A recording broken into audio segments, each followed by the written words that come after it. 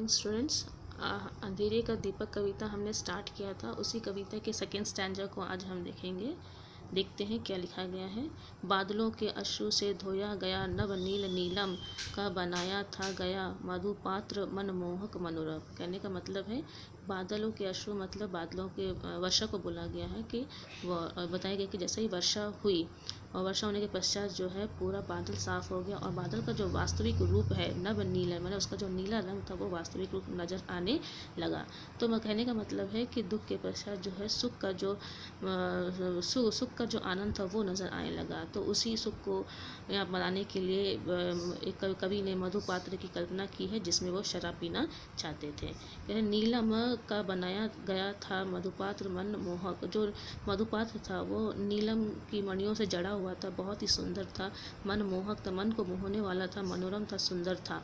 और उसी मधुपात्र में जो है लाल मदिरा थी जो किसके समान थी, प्रथम उषा की किरण की लालिमा सी लाल थी। तो वो जो लाल मदिरा थी वो उषा की लाल किरणों की लालिमा की तरह दिखाई दे रही थी उसी में चमचमाती नव घनों में चंचला सा। चंचला मतलब होता है बिजली और नव घनों मतलब नव माने नया, घनों माने बादल। जिस तरह से बादलों के बीच में बिजली चमकती है तो उसकी सुंदरता दिखाई देती है, उसी तरह से चमचमाती हुई बिजली की तरह जो है वो मदिरा का रूप भी दिखाई दे रहा था। वहाँ अगर टूटा मिलाकर हाथ की दोनों हथेली, एक निर्मल सूत्र से तृष्णा बुझाना कब मना है अंधेरी रात पर दिया जलाना कब मना है। तृष्णा माने प्यास। तो यहाँ कवि बोल रहे हैं कि यदि वो जो कल्पना कवि ने की है कि मैं इतने सुंदर मधुपात्र में उस मदिरा का पान करूंगा, लेकिन वो मदिरा का जब पात्र है वो टूट गया है, तो कवि बोल रहे हैं कि उस समय हमें निराश नहीं होना चाहिए, बल्कि अपने हाथ की दोनों हथेलियों को मिलाकर जो है एक सुंदर पात्र का निर्माण करना चाहिए और एक निर्मल स्रोत्र माने स्वच्छ स्रोत्र से ही जल के द्वारा ही अपनी तृष्णा, अपनी प्यास को बुझाना चाहिए। ठीक है, क्योंकि उस समय अगर मदिरा नहीं मिला है तो कोई बात नहीं, आप सामान्य जल से ही हम अपनी प्यास बुझा लें। इसलिए बोल रहा है अंधेरी रात पर दिवा जलाना कब मना है। अगर अंधेरी रात है तो उस अंधेरी रात में रहने की आवश्यकता नहीं है, बल्कि वहाँ पर दीप जलाकर भी आप प्रकाश करके रह सकते हैं। आगे देखते हैं। क्या घड़ी थी एक भी चिंता नहीं पास आई, कालीमा तो दूर छाया भी पलक पर भी ना आई।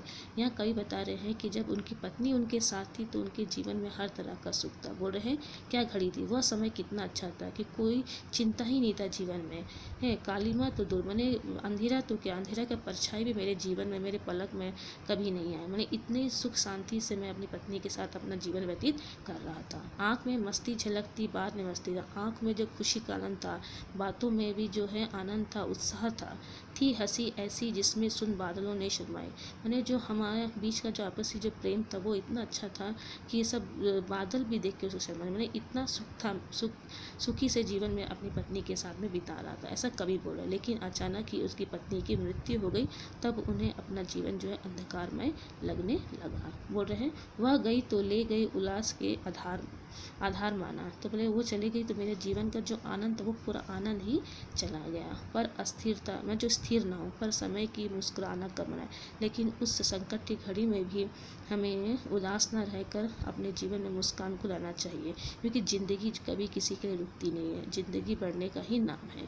इसलिए बोल रहे हैं अंधेरी रात पर दिया जलाना कब मना। यदि रात है तो वहाँ आप दीपक जलाकर प्रकाश ला लीजिए और उस अंधकार में आपको रहने की आवश्यकता नहीं। कहने का मतलब है कि निराशा को अपने जीवन में हमें नहीं आना देना चाहिए, बल्कि हर समय अपने जीवन में आशा की, उम्मीद की किरण को बनाए रखना चाहिए। Thank you.